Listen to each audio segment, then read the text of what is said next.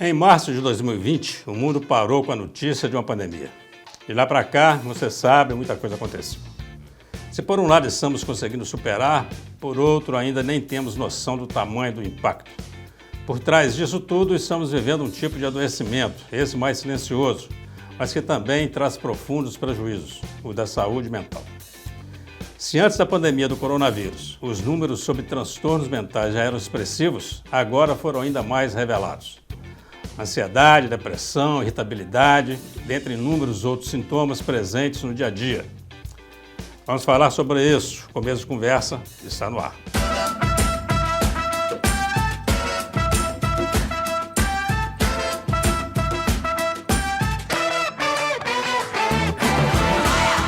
Olá, estamos iniciando mais um Começo de Conversa, programa de entrevista mais assistido da região, que você pode acompanhar pela UNEC TV, mantida pela Fundação Educacional de Caratinga, pela TV Sistec, pelo Super Canal TV e também pelas mídias sociais.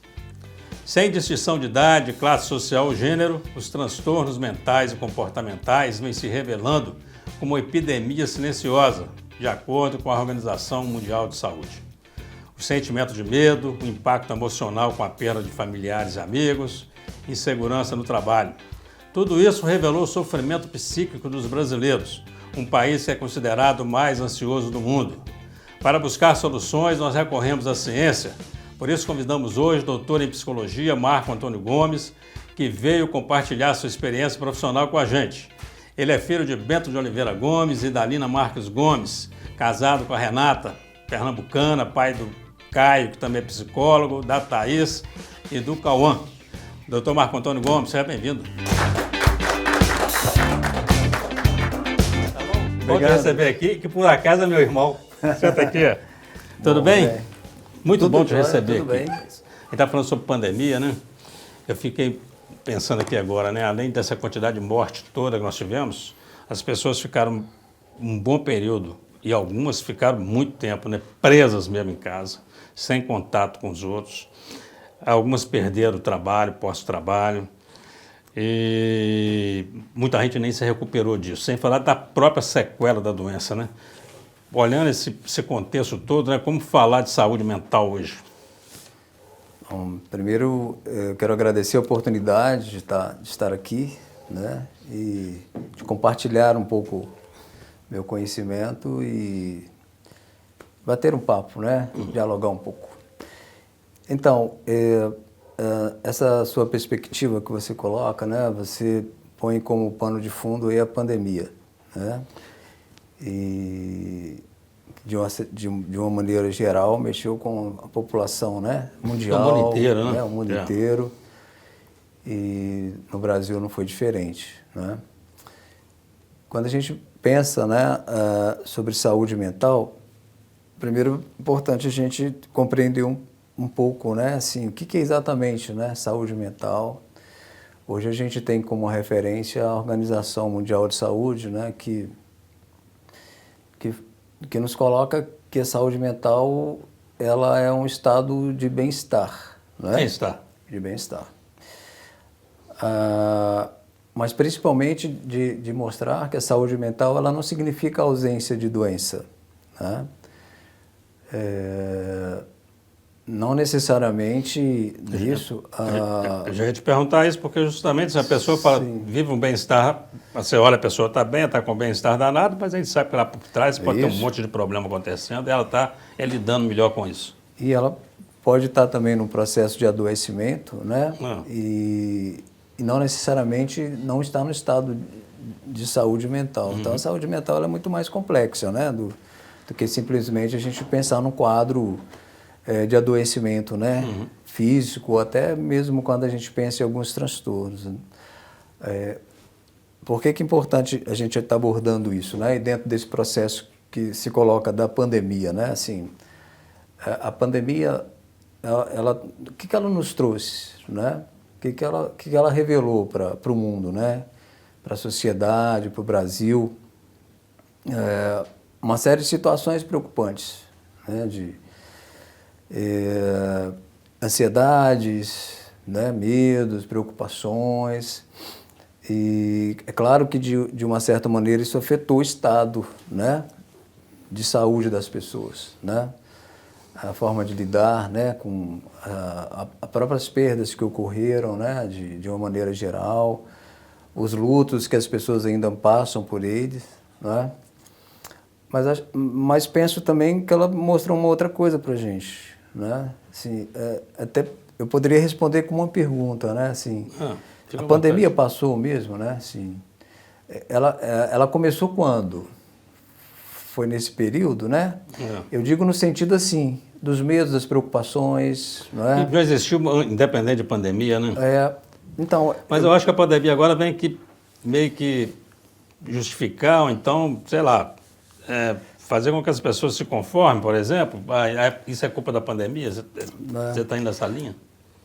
Eu penso que a gente está vivendo num país um momento bem crítico, né? De grandes dificuldades sociais, econômicas, não é? Com certeza. De uma série de situações que envolve a saúde, a educação, não é? E essa pandemia veio revelar alguma coisa que já existe há algum tempo, né? E que, de uma certa maneira, não passou com, vamos colocar entre aspas, né, com o final da pandemia. A gente não sabe se a pandemia, não é, ela ainda tem sequelas, e a gente vê agora uma nova preocupação, né, em alguns lugares. Inclusive, eu estava lendo ontem, os aeroportos eles já obrigam novamente as pessoas a usarem máscaras, né? Já existe uma preocupação com o retorno aí do vírus. Mas eu digo assim, dentro do contexto da saúde mental, a gente percebeu, né, que a população, de uma maneira geral, ela se igualou nesse período da pandemia. Mas eu falei que a pandemia é meio que democrática, né? Ela escancarou uma série de coisas e que colocou todo mundo no mesmo patamar.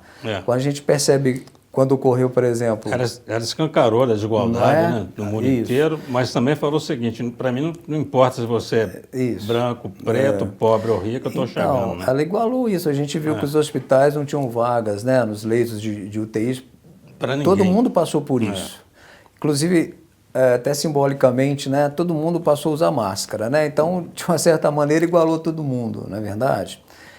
Mas o que a gente percebe, Eugênio, é o seguinte...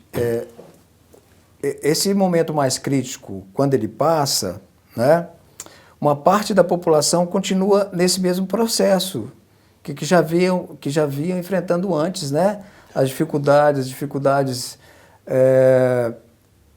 de uma atenção médica a nível público, por exemplo, né, quando a gente fala do SUS, a gente percebe a questão da desigualdade, né, pessoas continuam ainda sofrendo de uma certa maneira, as mesmas dificuldades sociais que já existiam antes, que não foi diferente para elas na pandemia, mas para parte da sociedade, isso aconteceu mais na pandemia. Agora engraçado, porque de alguma forma a eleição agora acabou confirmando isso, né, essa desigualdade, né? Sim. Falando assim, metade da população é pobre. Isso ficou claro, né? Então, se metade da população realmente é pobre. Não estou falando de gente passando fome, de pobreza mesmo. Sim. É um país pobre, infelizmente, o Brasil. Então, é um país pobre. Quando você fala sobre saúde mental, eu te pergunto, a gente está falando de saúde mental de quem, né? A saúde mental, será que é possível a gente conceituar a saúde mental na nossa sociedade de uma maneira generalizada? Né? Existem situações bem pontuais que faz com que algumas pessoas tenham uma desvantagem menor em relação a isso. Não, né? Podemos entender, então, por exemplo, que o aumento no índice, por exemplo, do feminicídio que nós tivemos, de homem batendo em mulher, de jovens se suicidando, de policial se suicidando, isso independe de pandemia, quer dizer... Então, é uma boa pergunta, né? É uma boa pergunta. A pandemia, ela fez com que esses casos eles se tornassem mais frequentes, ou ela permitiu que a gente percebesse, né, quão frequente já já existia? Porque nós demos uma parada, né? Paramos as atividades, ficamos mais presos em redes sociais, com mais informação chegando. Não é? Não sei se boa ou ruim, mas... será que nós poderíamos afirmar que com a passagem da pandemia vai haver um número menor de agressividade contra a mulher, contra o negro, contra o pobre, não é? Então, isso é muito interessante essa discussão, né? E pegar e perceber esses números. Por exemplo, quando você fala a questão do suicídio, houve aumento de suicídio na pandemia ou ele se tornou mais visível, né? Pode ser. A gente sabe de estudos que o suicídio ele é um fenômeno, né? É um fato social. As pesquisas mostram que não há diferenças, né, em situações onde ele ocorre com mais ou menos frequência. Ele quase que mantém uma média, sabe? Independente das situações que ocorram. Uma espécie de padrão? É um fato social, né? Que envolve uma série de coisas. Mais ou menos como jogar uma moeda para cima, né? Cara e coroa, e você não sabe quantas vezes vai dar cara.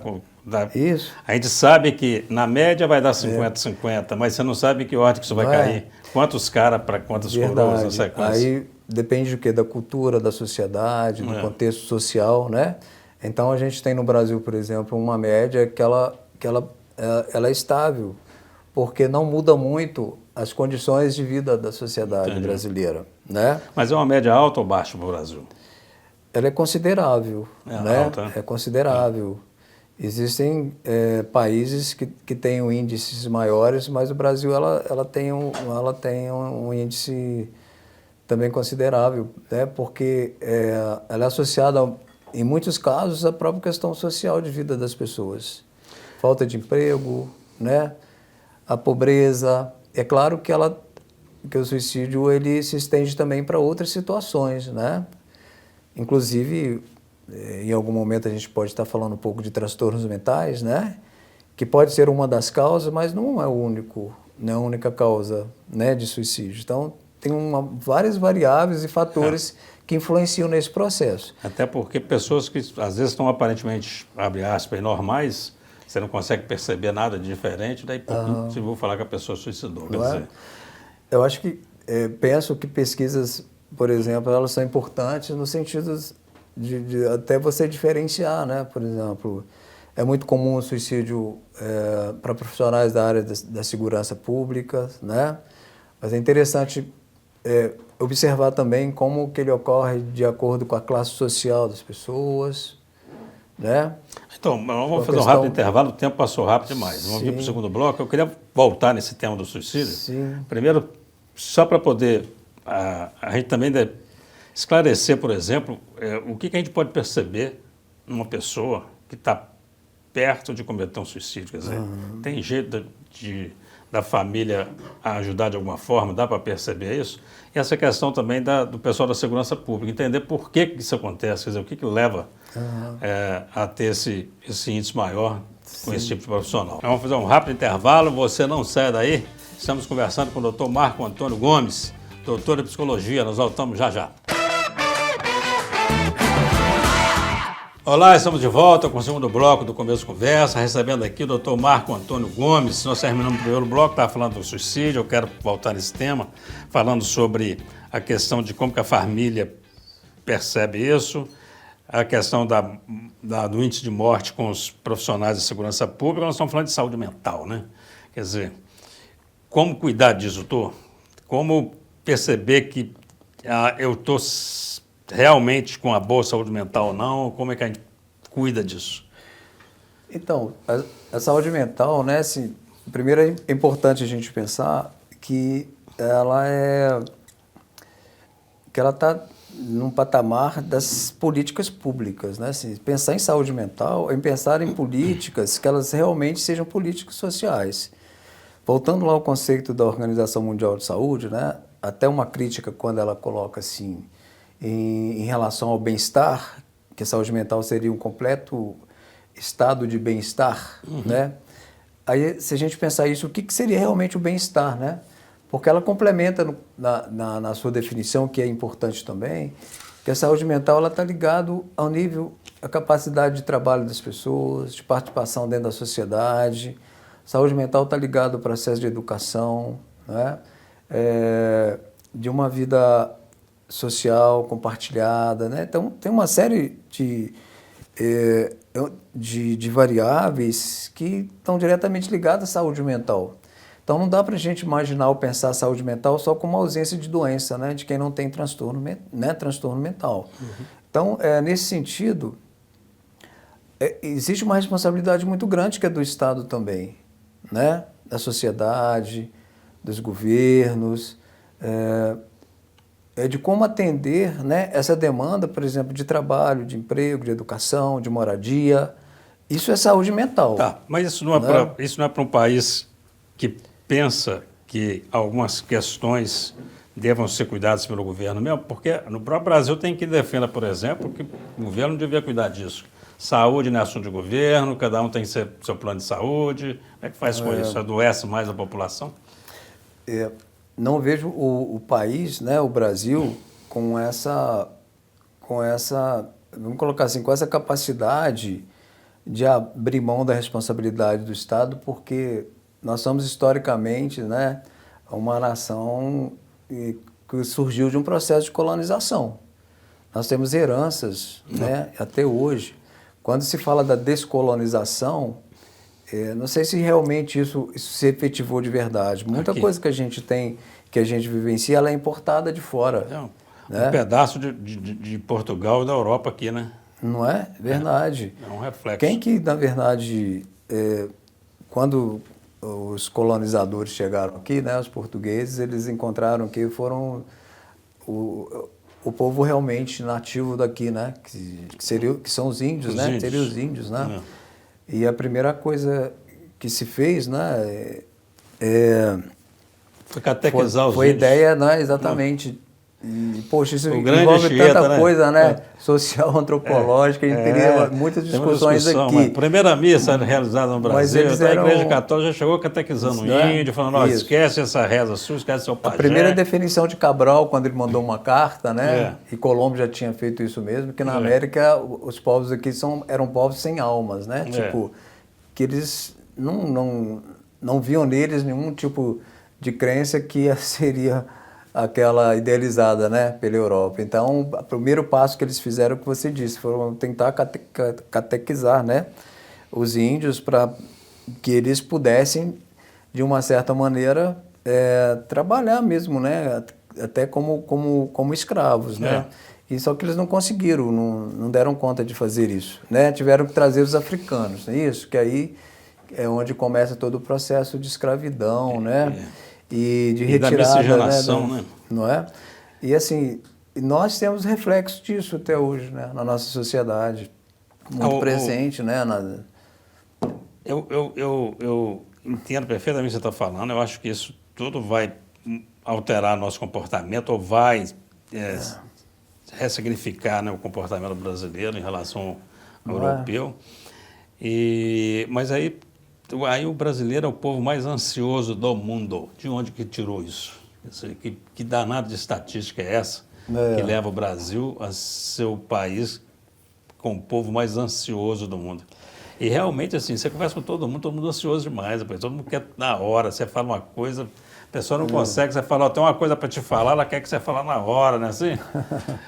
Vou lá na sua casa, você não faz, o cara já fica nervoso.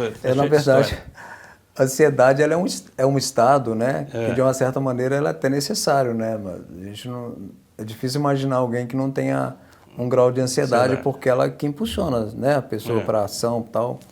Mas é claro que o que se fala nesse caso é o grau de ansiedade que ele extrapola a normalidade, né, que leva o indivíduo até um estado de comprometimento mesmo, né, mental, né? Em atitudes. Aí a gente tem uma série de ansiedades, né? Desde ansiedades sociais, né? De fobias, né? E eu acho que o país, a explicação para isso se dá ao próprio contexto de insegurança, né? Eu te pergunto, você acha que hoje as pessoas, né, que são a maioria, que trabalham, por exemplo, são assalariadas, né? Elas se sentem realmente seguros no dia de amanhã, né? Com a sua estabilidade financeira, econômica, não é? Eu acho que, no caso do Brasil, quando você pega a pirâmide lá de Maslow, né? a maior parte está muito presa ainda na primeira base da pirâmide, né? Que é segurança alimentar, segurança de moradia, segurança de saúde, essas questões todas. Essa pirâmide aí do Maslow no Brasil, ela é a tradicional mesmo, né? Ela tem a base grande, muito grande, e ela vai afinando, cima, né? Porque as necessidades básicas estão embaixo, né? Com certeza. É o que se mais tem no país mesmo, né? Eu quero, no terceiro bloco, falar de motivos para viver, a escala de motivos para viver, que é do seu doutorado, mas por isso que eu preciso, no segundo bloco agora, tratar desse tema, quer dizer, como que uma família pode acompanhar um pseudo-suicida ou um provável suicida, quer dizer, como é que você percebe que a pessoa não está bem a ponto de atentar contra a vida? Olha, os sinais, eles... É importante a pergunta, assim, né? Porque boa parte desse fenômeno, né, quando ocorre, ele deixa, né? Ele deixa rastros, vamos dizer, né? Assim. A gente tem, na psicologia, um trabalho importante que é sobre a autópsia psicológica, né? É muito comum o conhecimento sobre a autópsia, né, médica, que é a causa da morte de alguém. No caso da autópsia psicológica, é exatamente essa investigação de quais os rastros que a pessoa deixou, né? Assim, e é muito comum em casos que elas deixam algo escrito, né? Ou que a história familiar mostra que por algum tempo aquela pessoa estava diferente, ou que ela apresentava algum grau, né, de tristeza, de isolamento, desespero. Assim, essas marcas, esses rastros, eles, em alguns casos, eles são perceptíveis, né? E a melhor maneira e melhor forma da família, das pessoas que estão mais próximas, quando percebem esses sinais, é intervir de alguma maneira, né? Através de alguma ajuda, de alguma busca, né? De algum comportamento que possa evitar que algo mais complicado ocorra. Mas a gente pode pensar um pouco na prevenção. Se você quiser, a gente pode falar um pouco sobre isso, talvez no próximo bloco. Aí até para poder também assim, saber reconhecer um provável gatilho, né? Sim. Porque assim, o que seria um gatilho? Porque eu acho que a pessoa não fica... Vou suicidar daqui a 12 dias, não é assim, né? Isso está num processo, de repente vem um gatilho, ela vai aquela cereja do bolo, a azeitona. Vai deixando sinais. Que vai fazer a pessoa fazer isso. A gente tem 3 níveis de prevenção dentro desses quadros, né? A gente que tem um primeiro, segundo e terceiro nível.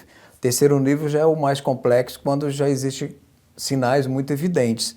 Mas a gente pode pensar num nível bem anterior, que é o primeiro, né?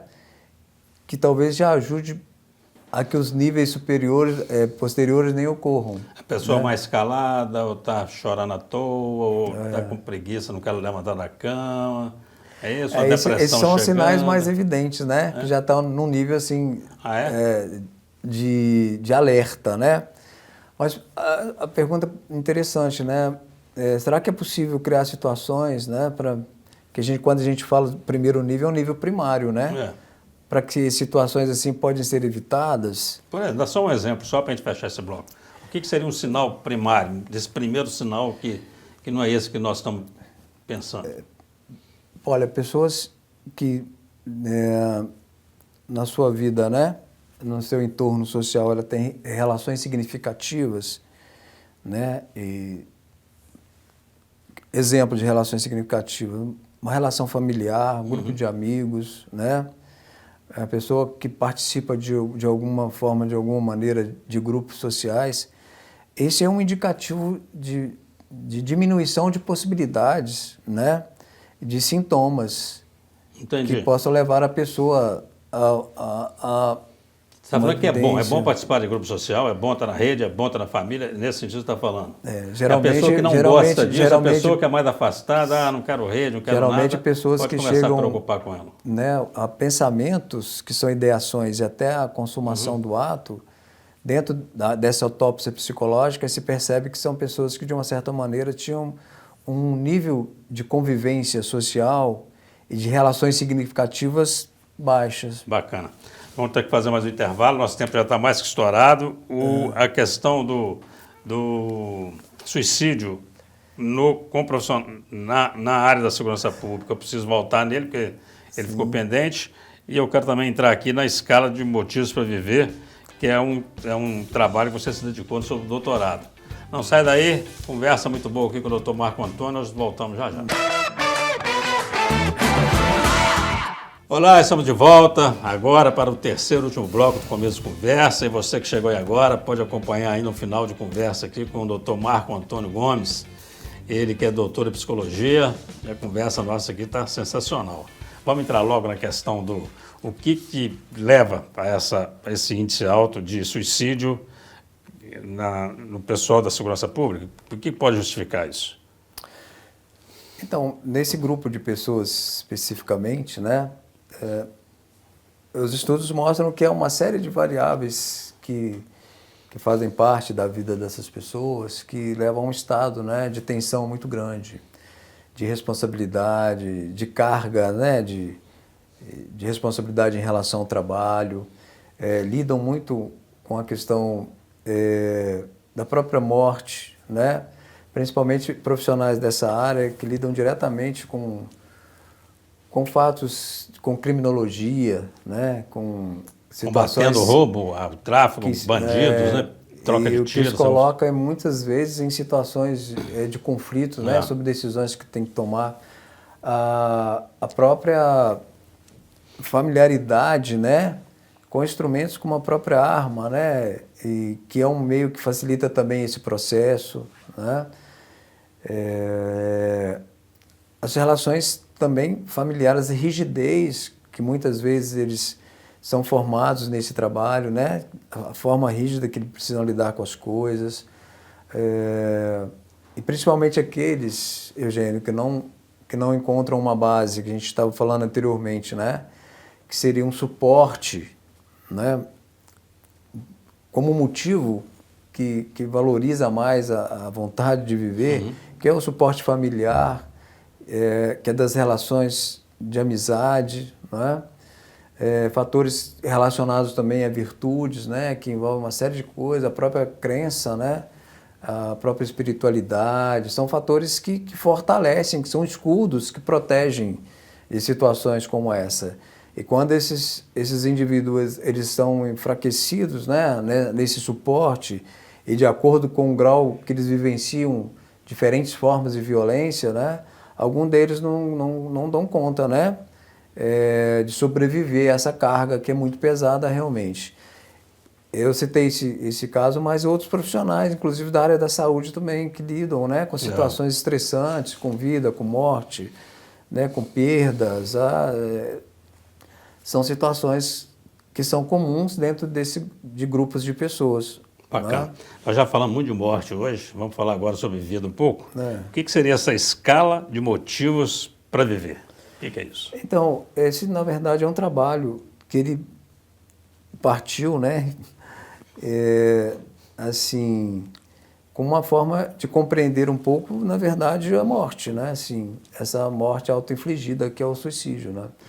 Só que ela partiu de uma perspectiva diferente, né, de compreender não o motivo que leva a querer morrer, mas o motivo que pode querer levar a viver, né? Que é o motivo de vida. Então, ela é uma escala que ela vai mensurar, né? De uma maneira contrária o motivo de morte, né? Ou seja, a gente procurou desenvolver nessa pesquisa, a partir de uma pesquisa primeiramente sim, quantitativa e depois qualitativa, né?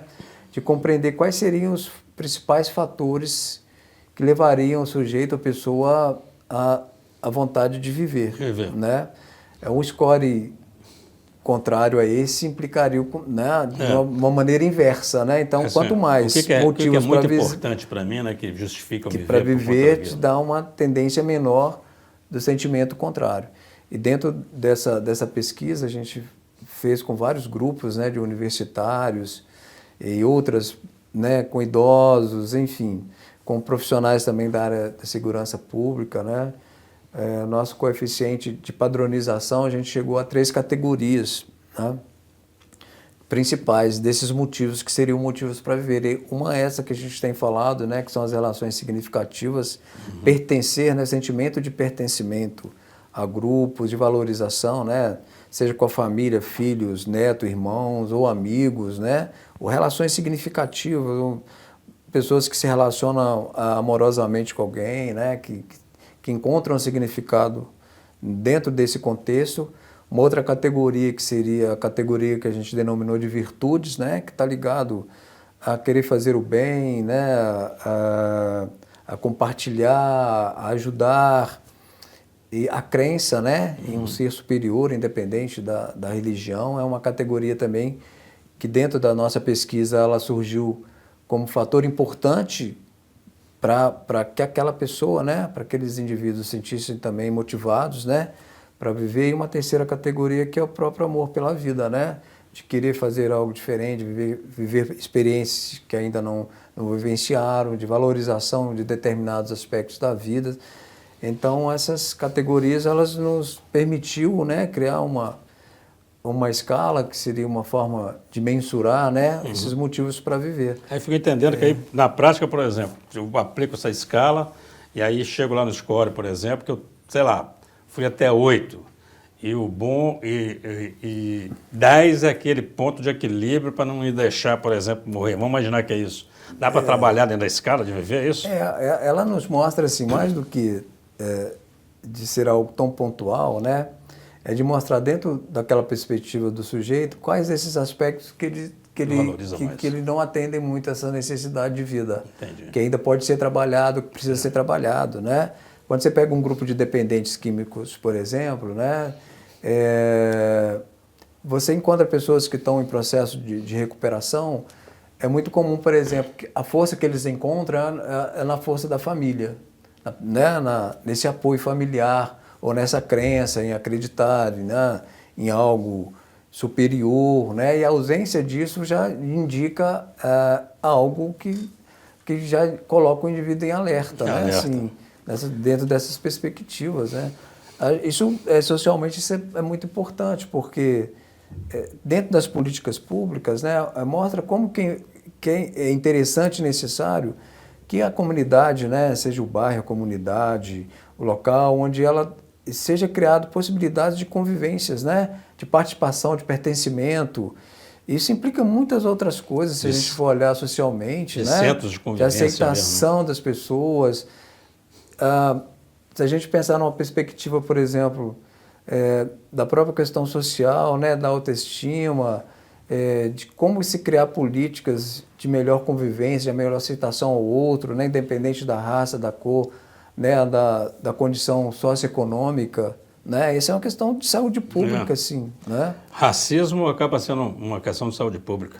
Muito, muito forte, né? Assim, de saúde mental também. Não é assim, e no nosso país isso é muito sério, né? Estava lendo uma reportagem hoje mesmo, pela manhã, no G1 lá, e que foi feito um levantamento, saiu uma nova pesquisa aí, que diminuiu a morte e criminalidade de brancos e aumentou muito dos negros. Então, isso é um dado social importante, né? E olha só, como é que fica a saúde mental dessas pessoas também, né? É bem complicado, é muita questão para resolver, né?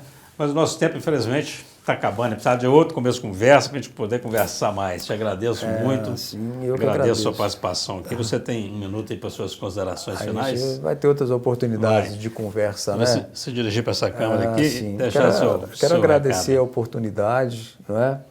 E dizer assim que quando a gente pensa em saúde mental, a gente precisa olhar dentro de um contexto social, não é? É claro que a parte, quando a gente fala de transtornos mentais, né, da psiquiatria, ela é importante, o acompanhamento, mas a saúde mental ela envolve muito mais que isso. Ela envolve condição de vida favorável, né, de bem-estar social, envolve melhoria, que é muito necessário dentro da nossa sociedade, voltada à educação, à saúde, né, à moradia, ao trabalho. Então, esses são aspectos fundamentais dentro do contexto da saúde mental. Muito bom, muito obrigado. Meu irmão Marco Antônio, doutor Marco Antônio, para nós aqui da UNEC. Estamos encerrando mais um Começo de Conversa. Para você, nosso muito obrigado pela companhia, pela audiência. Até o próximo encontro, se Deus quiser.